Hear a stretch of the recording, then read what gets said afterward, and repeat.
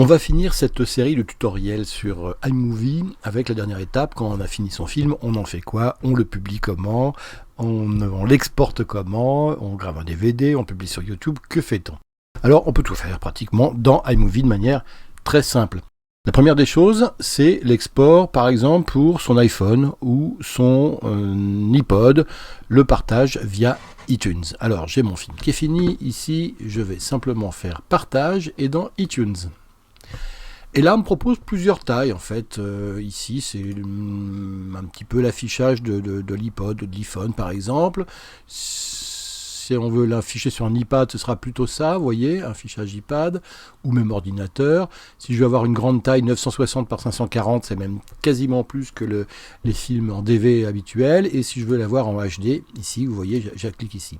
Je peux le sortir de différentes manières, c'est-à-dire que je peux faire des exports dans 5 formats différents, ou alors simplement dans le format qui est le mieux adapté, en enlevant les autres. Et il me suffit d'appuyer ici sur publier et je lance un long process de calcul qui va me sortir mon fichier dans iTunes et après depuis iTunes je pourrai l'emporter directement dans ma bibliothèque, dans mon iPhone ou sur mon iPod. Autre manière de faire un export, j'annule celui-là, c'est de le publier sur la galerie MobileMe. C'est une option qui est possible si vous possédez un compte MobileMe, un espèce de compte avec un nuage à distance tel que le propose Apple. Moi je l'ai, c'est très pratique. Et si vous avez de la place sur votre e-disque, qui est votre disque en nuage sur lequel vous gardez toutes vos données, votre carte d'adresse, vos mails, etc., vous pouvez également stocker des vidéos. Donc votre film est là, il vous suffit de faire partage, galerie MobileMe, autorisé. On se connecte à sa galerie MobileMe, je mets un titre à mon film, je fais une petite description pour dire ce qu'il est, bon là je le ferai pas.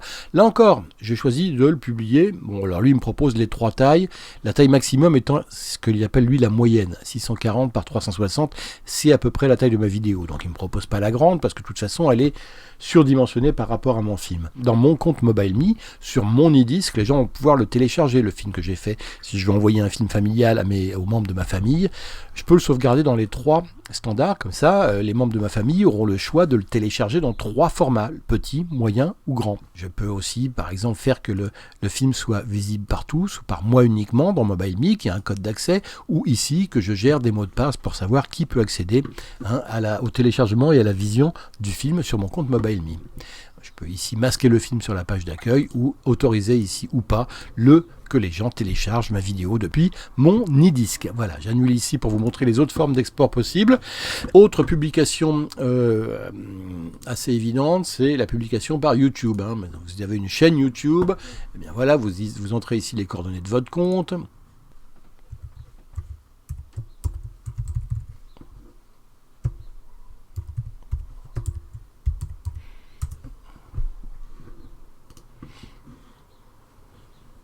Mon mot de passe, j'entre dans la catégorie de divertissement, moi je suis plutôt dans film et animation, et voilà, encore une fois j'entre mon titre, j'entre une description, je mets des mots-clés ici de recherche, c'est ici que je mets par exemple vidéo, montage, vacances, je mets des mots-clés comme ça, avec des virgules entre chaque.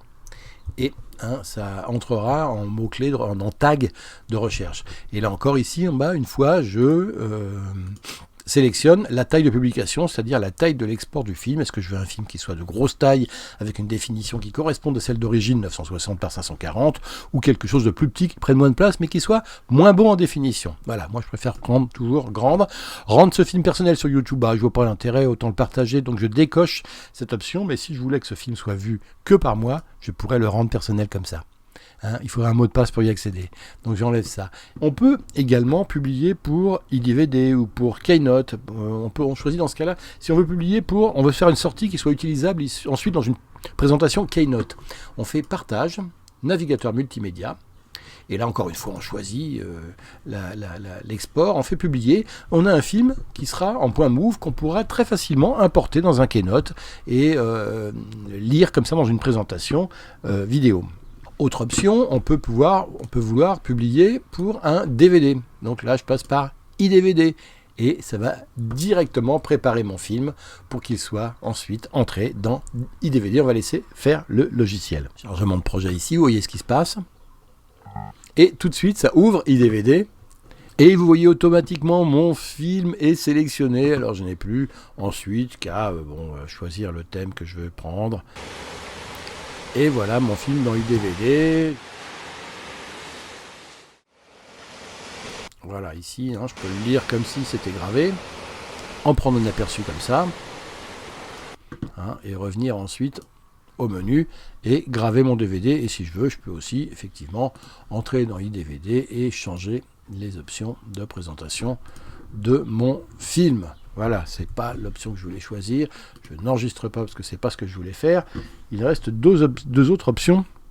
Je peux aussi tout simplement vouloir stocker une copie de ce film sous forme d'un fichier QuickTime, un point move en fait, et dans ce cas je fais un partage et je vais sur exporter le film ici dans le Finder en fait, pomme E.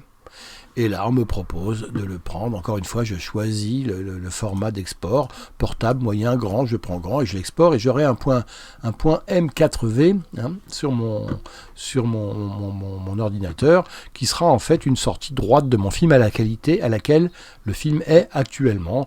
Donc, c'est une sauvegarde de mon film sous forme de fichier vidéo que je vais avoir. Et puis, enfin, il y a une autre forme de sortie possible. Alors il y a des sorties aussi directement, on a vu sur YouTube, on peut aussi le faire sur Facebook, si on a un compte Facebook, sur Vimeo, si on a un compte Vimeo, on peut le sortir sur CNN Report. Alors là c'est une alerte CNN pour que les usagers américains envoient leurs vidéos si jamais au cas où ils saisissent un scoop. Et vous le voyez, on a aussi un podcast producer, et là cette fois-ci on publie vers Podcast Producer, qui est un site qui permet de publier des vidéos. Alors enfin, je peux aussi l'exporter à l'aide de QuickTime, ici. Et là, j'aurai encore une fois un réglage. J'ai un fichier M4V, mais si je veux, je peux aussi avoir un fichier qui soit, par exemple, exporter que le son. Je n'exporte que le son vers IFF.